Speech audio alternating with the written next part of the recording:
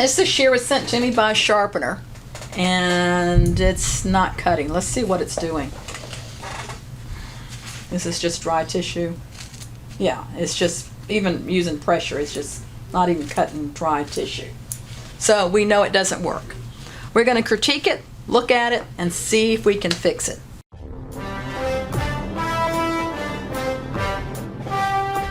We're going to talk about this together. Okay. And he's been here, Patrick's been here for training. And tell me, based on what you've learned and about how to critique a pair of shears, what you see with these. Let's see. So I'll check the ride line. You don't see them in there, but you see the shears right here with the big red shears. They're the same price as that. Okay. All right. And the big red Seems okay, and then I look for the edge. Oh, wait a whether minute. it's Let's look at convex that or ride bevel. line again. I want you to look at that ride line again. Magnifier works good. This magnifier, the way this works is you lay it straight down and you bring it up to your eye. Now I want you to look at the ride line on this one, and then let's pull these shears you just sharpened. And you just did these.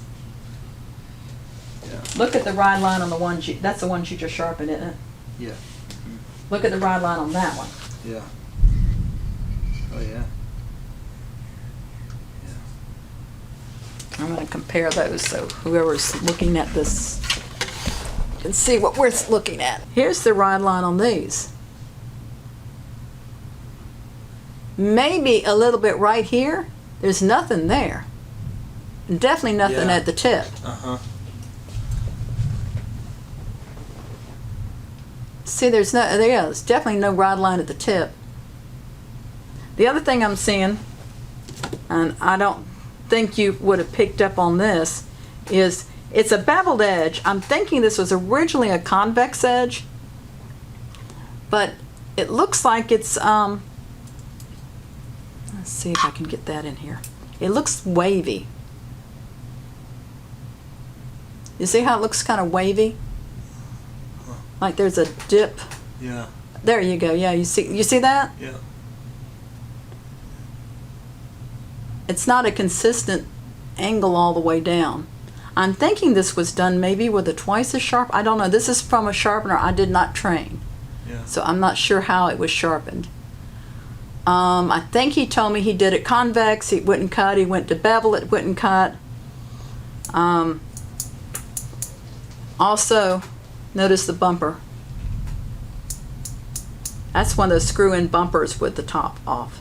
If you were bringing these into me and you were coming in the front door, I would look at them and I would say, you know, these are really cheap scissors. They don't even have a name on them. Yeah.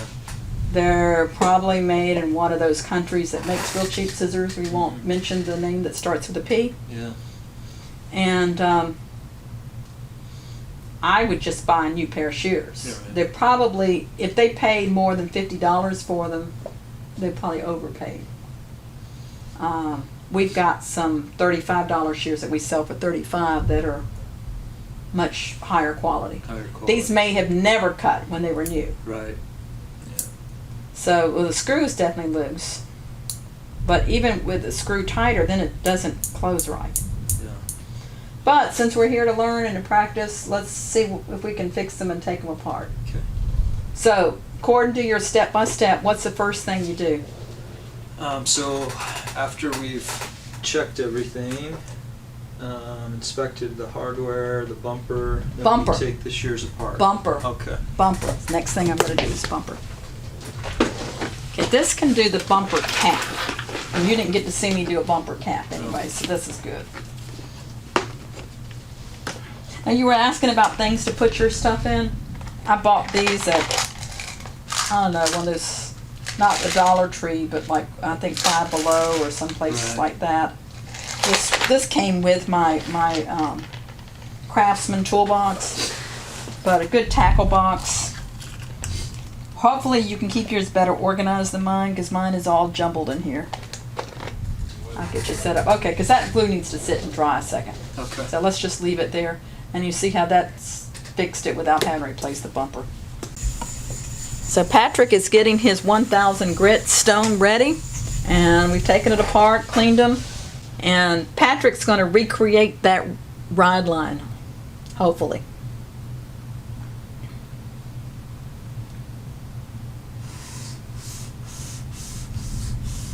Give it the whole stroke all the way down the stone. There you go. That may be enough. Let's see what it looks like.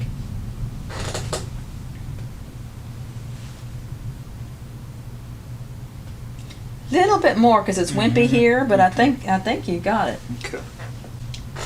Took a little more off. Yeah, Is that that's better? probably good enough because you're going to flip to the other side anyway.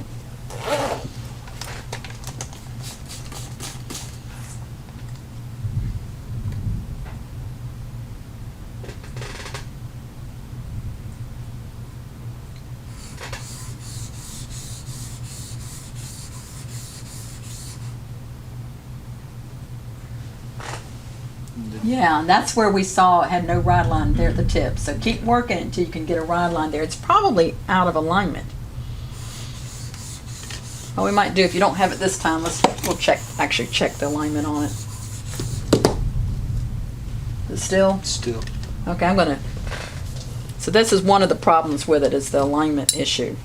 So that blade was good, and this is why I don't check the alignment until I start doing the rod line. When I see it's still red there. So,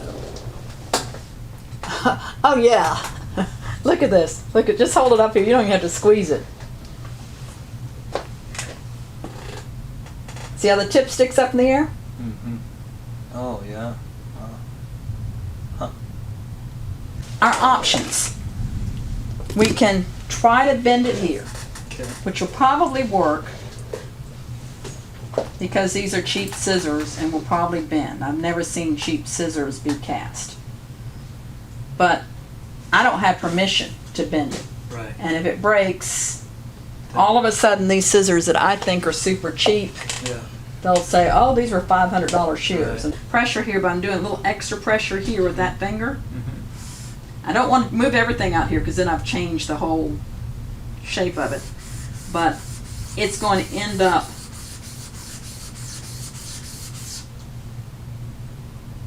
a super wide bevel down here. But we've got it at the tip, I think. Maybe a little bit more. Here, you want to do a little bit more and try to get that tip a little bit more. And then we're going to flip it over and go back to your finer side. Man, you can hear it on that rough water stone, can't you? Remember, Yeah. stop and lift it straight up. Right. Listen to that rain. There we go. There. Okay, I bet you they cut this time when we finish sharpening. Okay. And what you've done, you've taken a lot of metal off back in here. So Just that now that compensate. tip is down. Yeah, and that ride line is not pretty. Right. It's wide, wide, wide, and it's narrow, narrow here, but you've Right. got, Okay. As long as you have it. yeah. Okay. The goal is to make it cut, not to necessarily make it pretty. Okay. So now I would go over to this side. Get it a little bit shinier, a little smoother.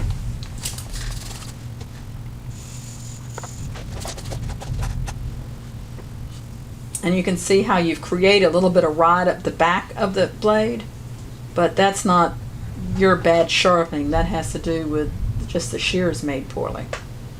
See how the ride is coming up the back? That shouldn't be there, but it's just because that scissor is just not made well.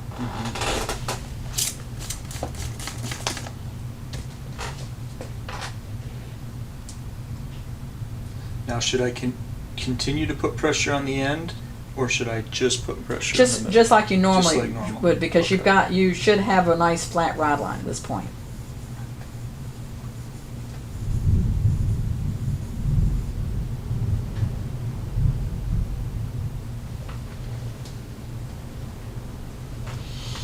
So, I think now, as I said, these were originally convex. He's got a bevel on these. Because they're cheap scissors, I wouldn't go to all the effort to try to reconvex them.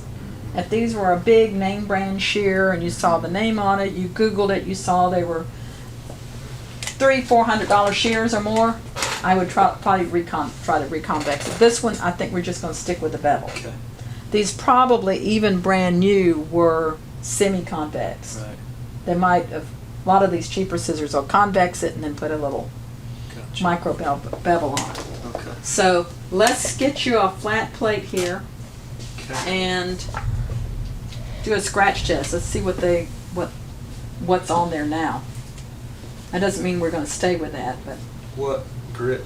you want a flat plate, probably 800, 600, something pretty coarse. Okay, that's fine. He's got these at a pretty sharp angle. I'm thinking 45. I wouldn't have put a cheap scissor at that sharp of an angle. What angle would you go with a cheaper shear? 35 or 40. 35, 40. Let's see.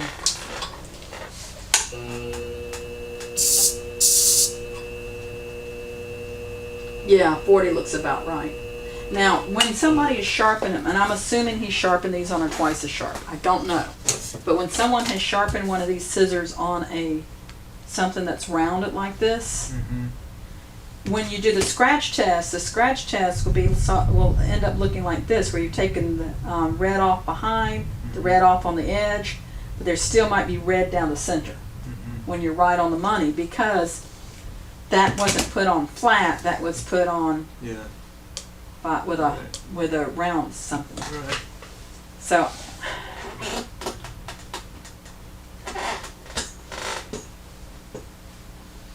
I'm here to try and decide if we want to do it at 40 or 35. Let's do it at 40, which is what this is. So